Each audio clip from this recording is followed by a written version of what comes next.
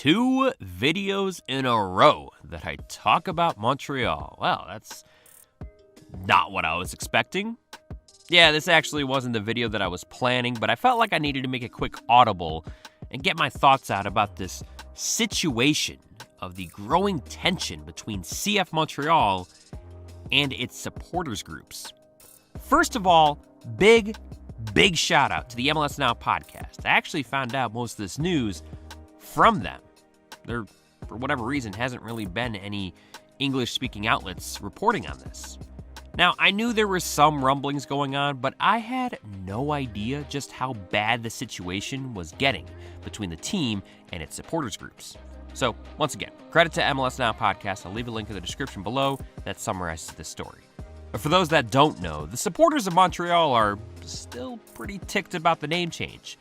Yeah, turns out throwing away your history by calling yourselves Club de Foot Montreal and changing your badge to a snowflake, maybe not the best move. Now, to be fair, it is kind of hard to tell just how big of an effect the rebrand had on attendance. Because 2021 was such a weird year. Like, they started playing in Florida behind closed doors, and then when they did play in Canada, it was to limited attendances.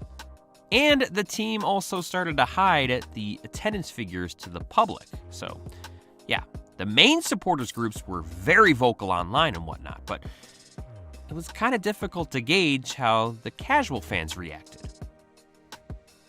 I know, I've already talked about my feelings on the rebrand, but if you need a refresher, I didn't like it.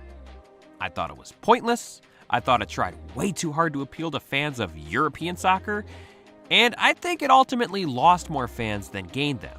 I mean, seriously, I just can't see someone saying, you know what, now that name sounds a little more traditional, okay, now I'll become a fan. Yeah, right. Okay, so fast forward to the season. 8 months after the rebrand, the supporters group, the Ultras, were banned from the stadium, cited for multiple instances of violence, intimidation, unauthorized pyrotechnics, and smoke bombs. I get that you eventually have to lay down the law, especially if they continue to break the rules. But I have never thought banning an entire supporters group was a good move. There was a similar situation in Chicago when Sector Latino was temporarily banned. And it got ugly. Pretty much no one was taking the fire management side, and even though other supporters groups that didn't get along with Sector Latino, even they came to their defense. There was even a game where all the supporter sections protested and refused to come and cheer. That was such a weird game. The atmosphere, it was so quiet. It kind of felt like a baseball game. It just, I feel gross even thinking about it. Banning the entire section because of the actions of a few is way too harsh in my opinion, and ultimately it hurts the relationship, not just with the supporters group and the team, but the team to all of its fans. Hey, do what you gotta do, okay? Increase security within the stadium. Issue personal and public warnings that fans will get banned if rules are broken. But no, don't ban an entire supporter section. You are just asking for trouble down the road. Okay, so fast forward to down the road. Earlier this week, the Ultras met with club management to discuss what needs to be done to lift the ban. At least that's what the conversation was supposed to be about. I'm not sure how this was brought up or who brought it up. I mean, I wasn't there, but the conversation somehow, someway turned to the rebrand. And club management wasn't having it. They rejected the idea of bringing back the Impact name, and apparently after some back and forth, there was even a threat to sell the team to an American owner who would move the team to the States. Hold up. What? You're telling me the plan is to get someone to buy the team and move them from Montreal? If the fans can't shut up and buy into the rebrand, a rebrand, by the way, that everyone, fans and outsiders, have universally panned. Usually when a team threatens to move, it's because of a lousy stadium situation or the team is hemorrhaging money. Not because of a rift between fans and management.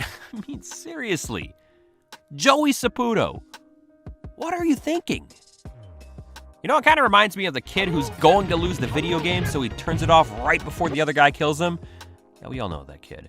Like, yeah, you know what? If I can't win, no one can. If you can't support the rebrand, then you don't even get a team. Now, actually, it's a little different than the Precourt Columbus saga because Joey Saputo founded this team. I mean, this team is his baby. Or at least it was his baby. I don't know. It just seems like with the rebrand and now threatening to sell the team, not just to anyone, but specifically an American owner who will definitely try and move the team. I don't know. Like, is he bored of owning the team? Is he that mad at the Ultras that he's willing to do anything to get back at them?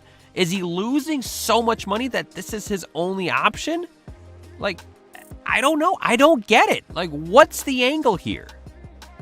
Now, again, I want to clarify, I wasn't there, and there's a chance this quote was taken completely out of context. Like, maybe it wasn't as much of a threat, but more of a hypothetical situation. Maybe he was just saying, hey, guys, I still need your guys' support because if I don't get it, then maybe this could happen.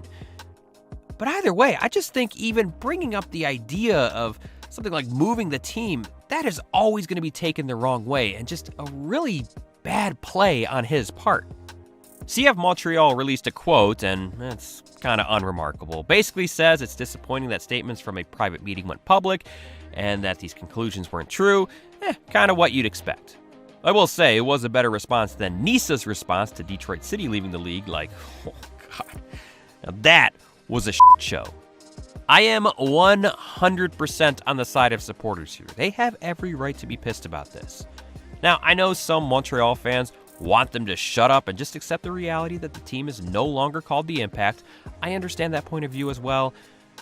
But in recent years, you have had backlash from fans that have actually made a difference.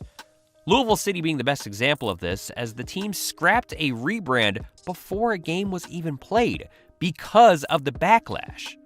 Chicago eventually ditched the crown that everyone hated, and the Crew remained the Crew despite their best efforts to destroy all originality by changing their name to Columbus SC.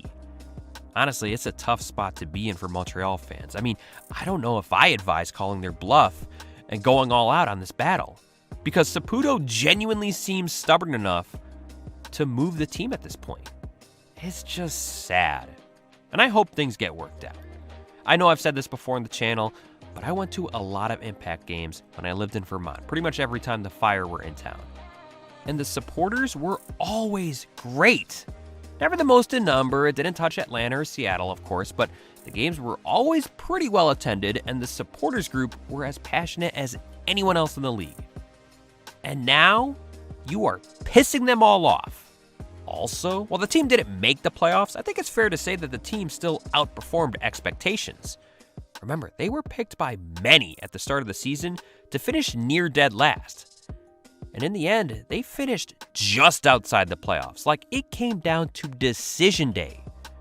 Wilfred Nancy appears to be the right guy in charge. It appears they have a budding star in Georgi Mihailovic.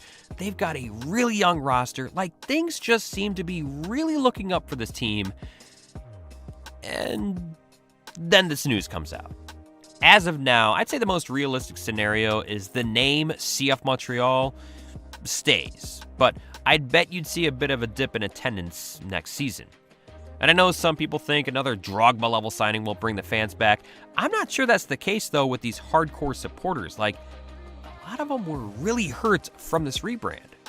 Now, yeah, it could go back after a few years. Maybe the city does eventually embrace the name, but we'll see. Now, I don't know. Maybe it's because it's playoff season and award season. Most people just aren't thinking about a team that missed the playoffs. Maybe it's because most Montreal fans don't speak English because, most Montreal fans speak French. I don't know. I guess I do kind of understand why there isn't more of a focus on this yet. However, this is a story I think you definitely need to keep an eye on over the next couple months. What will happen to the Montreal Impact?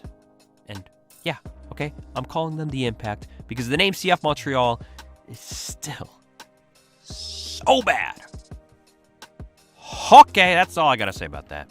Let me know what you think about this situation, whose side you're on. Are you on the teams or on the supporter side? If you enjoyed this video, please feel free to leave a like, and for more MLS content, please subscribe. Thank you, and I'll see you next time.